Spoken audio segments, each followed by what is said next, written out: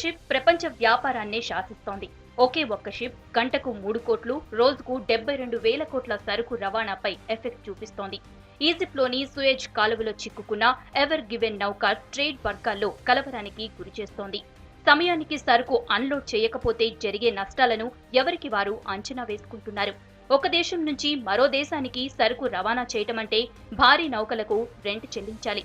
అవతలి పార్టీకి సమయానికి షిప్మెంట్ అందించాలి. ఇవన్నీ ఇప్పుడు సూయజ్ కాలువలో నిలిచిపోయాయి. చెప్పాలంటే సూయజ్ కెనాల్లో షిప్పులన్నీ జామ్ అయ్యాయి.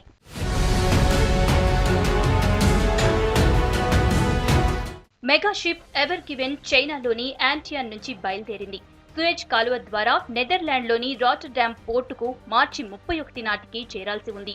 ఎవర్ గివెన్ షిప్ తైవాన్కు చెందిన ఎవర్ గ్రీన్ మెరైన్ కార్పొరేషన్ కంపెనీకి చెందినది. చైనా నుంచి సరుకులను నెదర్లాండ్కు సరఫరా చేయాల్సి ఉండగా సూయజ్ కాలువలోకి వచ్చేసరికి బలమైన గాలులతో కెనాల్కు అడ్డంగా ఆగిపోయింది. ఇసుక మేటల్లో ఇరుక్కోవడం, షిప్ బరువు చాలా ఎక్కువగా ఉండటంతో దాన్ని కదపడం సాధ్యమవడం లేదు.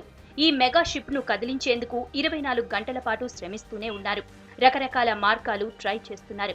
ఓవైపు కింద నుంచి ఇసుక తవ్వడం చేస్తూనే 9 లాగే షిప్పులతో ఇనుప తాళ్లు బిగించి కదిపేందుకు ప్రయత్నాలు జరుగుతున్నాయి. అయితే అవేవి ఎవర్ గివెన్ షిప్ ను అడుగు కూడా కదిలించలేకపోతున్నాయి.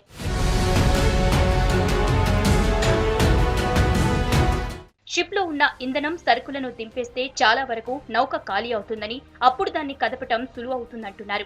అయితే కెనాల్ మధ్యలో సరుకు అన్లోడింగ్ అంత ఈజీ కాదు. భారీ క్రేన్లు రావాల్సి ఉంటుంది. ఒక్కొక్కటి నెమ్మదిగా దింపాల్సి ఉంటుంది. నౌక ఎటు వంగిపోకుండా షిప్మెంట్ ను దింపాల్సి ఉంటుంది. సాధారణంగా పోర్టుల్లో సరుకు అన్లోడ్ చేయడానికి అన్ని ఏర్పాట్లు ఉంటాయి. కానీ సూయజ్ కాలువలో ఇలా అడ్డంగా చిక్కుకుపోయిన ఎవర్ గివెన్ షిప్ నుంచి సరుకు దింపాలంటే చాలా కష్టంతో కూడుకున్న పని అని, అదే సమయంలో చాలా సమయం తీసుకుంటుందని చెబుతున్నారు. ఎవర్ గివెన్ నౌకను 2018లో లాంచ్ చేశారు. ప్రపంచంలో అతిపెద్దదైన నౌకల్లో ఇది ఒకటి. ఏకంగా 400 మీటర్ల పొడవుంటుంది ఈ మెగా షిప్. వెడల్పు 59 మీటర్లుంటుంది. అయితే సూయజ్ కెనాల్ వెడల్పు కొన్ని చోట్ల 200 మీటర్లు, ఇంకొన్ని చోట్ల 280 మీటర్ల దాకా ఉంది. 78 అడుగుల లోతులో ఉంటుంది. ఈ షిప్ స్ట్రైట్ గా వెళ్తూ ఉంటే ఎదురుగా వచ్చే ఇతర నౌకలు సులువుగా వెళ్లిపోతుంటాయి. కానీ అడ్డం తిరగడంతో షిప్ మొత్తం కెనాల్నే జామ్ చేసింది. అక్కడే సమస్య మొదలైంది. ఒక సైడ్కు ఆగిపోయినా సమస్య ఉండకపోయేది. కొంచెం ఆలస్యమైన రెండు వైపులా నౌకలు ఒకదాని తర్వాత మరొకటి వెళ్లేందుకు అవకాశం ఉండేది. అడ్డంగా ఇరుక్కుపోవడంతో అటు ఇటు జామయ్యాయి.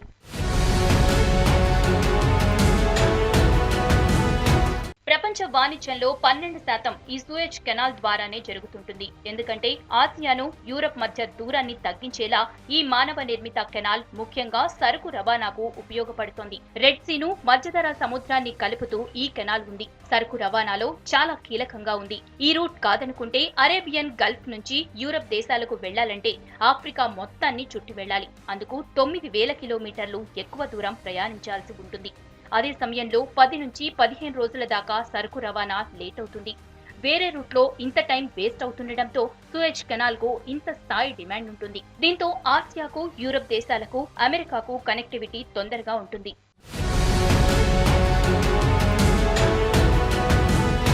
సూయజ్ కాలువలో చిక్కుకున్న ఎవర్ గివెన్ నౌక బరువు 2,20,000 టన్నులు ఉంది. దీన్ని కదపడం అంత సులువవడం లేదు. సాధారణంగా సూయజ్ కెనాల్లో పడవ ప్రమాదాలు జరిగినా, మరే ఇతర కారణాలతో అయినా ట్రాఫిక్ జామ్ అయితే దాన్ని సరిచేసేందుకు ప్రత్యేక వ్యవస్థ ఉంటుంది.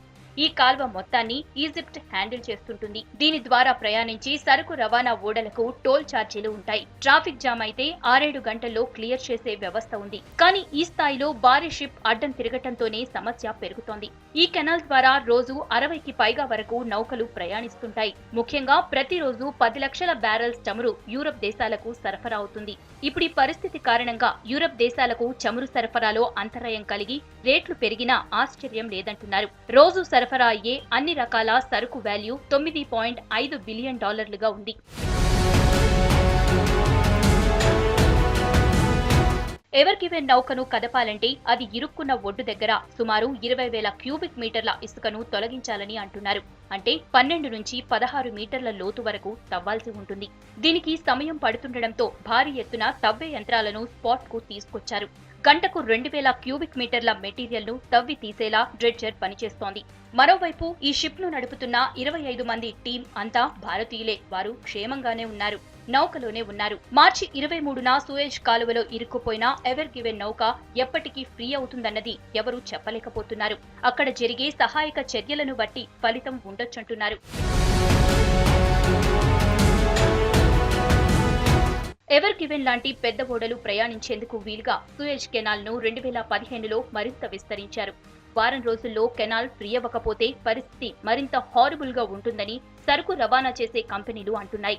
మరోవైపు భారత్ కూడా ఈ పరిస్థితిపై ఆందోళన వ్యక్తం చేస్తోంది. కేంద్ర వాణిజ్య పరిశ్రమల శాఖకు చెందిన సీనియర్ అధికారులు ఈ విషయంపై చర్చించారు. సూయజ్ కెనాల్ సమస్యకు 4-పాయింట్ ఫార్ములా ప్రతిపాదించారు. కేప్ ఆఫ్ గుడ్ హోప్ ద్వారా ప్రయాణాలు సాగించాలని, ఇప్పుడు ప్రయాణిస్తున్న వాటిలో అత్యవసరమైన వాటికే ప్రాధాన్యత ఇవ్వాలని, సరుకు రవాణా ఛార్జీల ఆధారంగా చర్యలు తీసుకోవటం వంటివి సూచించారు. ఎవర్ గివెన్ నౌకను కదిలించటం ఆలస్యమవుతుందనుకుంటే ఆఫ్రికా చుట్టి వెళ్లేలా షిప్పులను మళ్లించుకునే అవకాశమైతే ఉంది. దీనికి సమయం పట్టడంతో పాటు ఇంధన ఖర్చు పెరుగుతుంది. సరుకు ఎలాగైనా రావాలి అనుకునేవారు దీన్ని భరించేందుకు సిద్ధంగా ఉంటారు. ఇప్పుడు వారంతా అలాంటి ప్రయత్నాల్లోనే ఉన్నారు.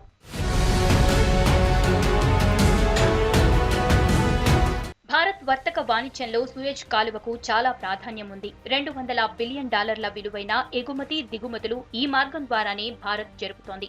North America, South America, Europe దేశాలకు సులువుగా వెళ్లేలా ఈ రూట్ భారత్ కు ఉపయోగపడుతోంది. ఈ మార్గం ద్వారా పెట్రోలియం ఉత్పత్తులు, organic chemicals, iron, steel, automobiles, machinery, textiles, furniture, leather ఉత్పత్తులు ఇలాంటివెన్నో ఎగుమతులు దిగుమతులు జరుగుతున్నాయి. లాజిస్టిక్స్ విభాగం కార్యదర్శితో ministry of shipping, ports, waterways సహా container shipping lines association, federation of Indian export organisation అధికారులు, సిబ్బంది ప్రత్యామ్నాయాలపై చర్చించారు.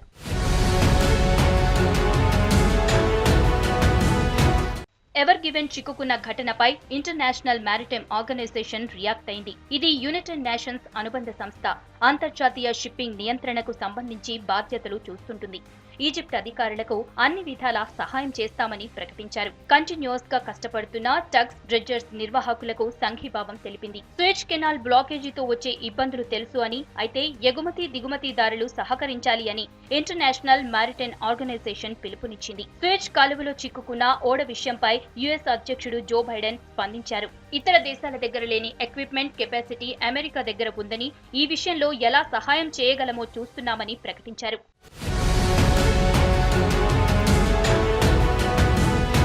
ఆసియాకు యూరప్ మధ్య వాణిజ్య వారధిగా ఉన్న సూయజ్ కెనాల్ కు పెద్ద చరిత్రే ఉంది. ఇది 1869 నవంబర్ 17 నుంచి అందుబాటులోకి వచ్చింది. ఈ 152 ఏళ్లలో ఈ కెనాల్ రాజకీయ, ఆర్థిక కారణాలు, టెక్నికల్ ప్రాబ్లమ్స్ తో కేవలం 5 సార్లు మూతపడింది. 1859లో ఈ కెనాల్ నిర్మాణం ప్రారంభమైంది. ఈ కెనాల్ కన్స్ట్రక్షన్, ఆపరేషన్ కోసం 99 ఏళ్లు యూనివర్సల్ సూయజ్ షిప్ కెనాల్ కంపెనీకి అందించారు. ఆ తర్వాత ఈజిప్ట్ ప్రభుత్వం చేతుల్లోకి వెళ్లింది. ఈ మార్గాన్ని ఆపరేట్ చేయటం ద్వారా ఈజిప్ట్ ప్రభుత్వానికి పెద్ద మొత్తంలో ఆదాయం సమకూరుతోంది. మధ్యలో ఇజ్రాయెల్ తో యుద్ధాలు, యూకే, ఫ్రాన్స్ తో ఇబ్బందులు వచ్చినా ఆ తర్వాత యునైటెడ్ నేషన్స్ తో అంతా సర్దుకుంది.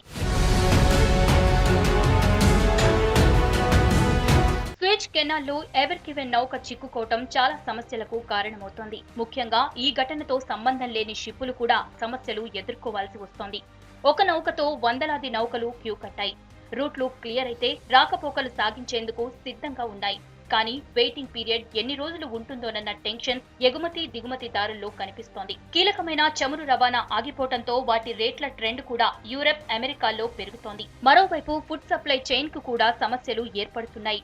రోజుకు 72,000 కోట్ల విలువైన వాణిజ్యం జరిగే సూయజ్ కాలువలో ఇప్పుడు ఆపరేషన్స్ ఆగిపోయాయి. మరి ఇలా రోజుల తరబడి ఉండటమంటే దిగుమతి చేసుకునే వారి దగ్గర డిమాండ్ పెరుగుతుంటుంది.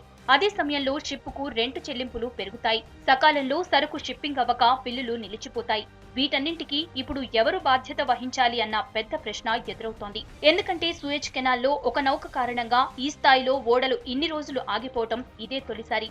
ఈ నష్టం ఎవర్ గ్రీన్ మెరైన్ సంస్థ భరించాలా, లేక ఇందులో ఇంత భారీ మొత్తంలో షిప్మెంట్ తరలిస్తున్న సంస్థ చెల్లించాలా, లేక ఈజిప్ట్ ప్రభుత్వం కింద నడుస్తున్న సూయజ్ కెనాల్ అథారిటీ బాధ్యత వహించాలా? బలమైన గాలులతో ఓడ పక్కకు ఒరిగిందని, ప్రకృతి విపత్తు కారణంగా ఇలా జరిగిందని ఎవర్ గ్రీన్ మెరైన్ సంస్థ అంటోంది. ఇందుకు తామేం చేస్తామని చెబుతోంది. ఇవన్నీ ఇప్పటికిప్పుడు సమాధానం లేని ప్రశ్నలు. సహజంగానే ఏదైనా సరుకు రవాణా చేసేప్పుడు సంస్థలు ఇన్సూరెన్స్ చేయిస్తుంటాయి. ఎందుకంటే మార్గం మధ్యలో ఓడ మునిగిపోయినా, విపత్తులు సంభవించినా సరుకు నష్టపోయే పరిస్థితుల్లో పరిహారం కోసం ఇన్సూరెన్స్ చేయిస్తాయి. ఇప్పుడు ఈ కేసులో ఎవరి సరుకుకు నష్టం కలగలేదు. ఎగుమతులు దిగుమతులు ఆలస్యమవుతాయి అంతే. అదే సమయంలో ఆలస్యానికి జరిగే నష్టం కూడా ఆ స్థాయిలోనే ఉంటుంది. ఇన్సూరెన్స్ లెక్కల ప్రకారం ఎవర్ గివెన్ నౌకనే మొత్తం బిజినెస్ ఆగిపోయేందుకు కారణమన్న విశ్లేషణలు చేస్తున్నారు. గతంలో ఓడలను నిర్బంధించి సంపద దోచుకున్న కేసుల్లో మెరైన్ ఇన్సూరెన్స్ క్లెయిమ్ చేసుకున్నాయి కొన్ని సంస్థలు. సూయజ్ కెనాల్ విషయంలో ఎవరి ఓడను ఎవరూ బంధించలేదు, సంపదను కొల్లగొట్టలేదు. కానీ అంతకు మించిన నష్టం వస్తోంది. ఇలాంటి ఇన్సూరెన్స్ పాలసీల్లో టిపికల్ పాయింట్స్ ఉంటాయి. ఇవి సెటిల్ అయ్యేందుకు ఏళ్లకేళ్లు టైం పడుతుందంటున్నారు.